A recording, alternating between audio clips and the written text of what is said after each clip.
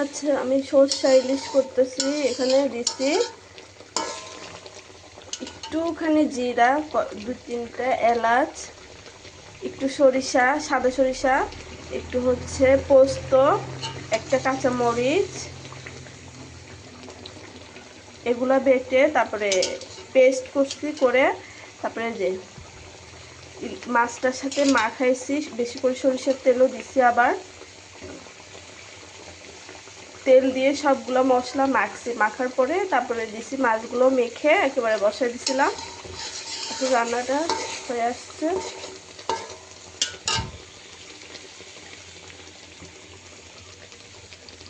আমার সরিষা ইলিশ। আর এখন দিয়ে দিচ্ছি, আগে একটু আমি পেঁয়াজটা একটু ভেজে রাখছিলাম,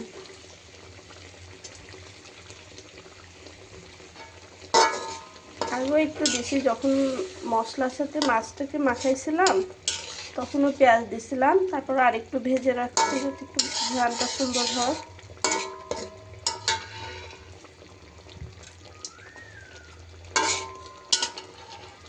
সরিষা ইলিশ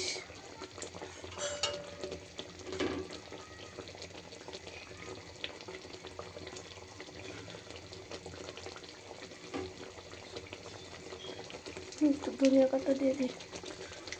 এগুলো আমি হাত দিয়ে ছিঁড়ে ছিঁড়ে দিচ্ছি, কাটিলে এই জন্য বড় বড় লাগতেছে ধনিয়া পাতাগুলা। এত ঠান্ডা লাগছে গরমের দিনও।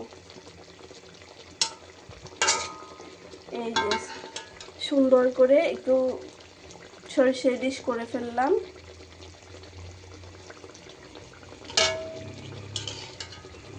সরিষা ইলিশের মধ্যে সাদা সরিষার সাথে যদি একটু পোস্ত বাটা দেওয়া যায় তাহলে এটার ঝাঁজ আরও বেড়ে যায়। আর হচ্ছে খাঁটি সরিষার তেল, তেল, সরিষা আর পোস্ত, এই তিনটা জিনিসই হচ্ছে মেইন সরিষা ইলিশের জন্য।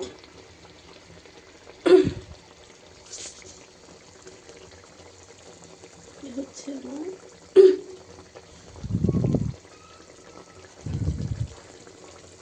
সরিষা ইলিশের কালার।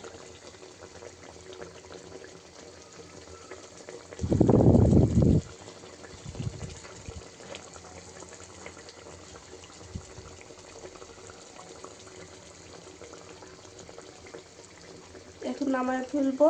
টাটা।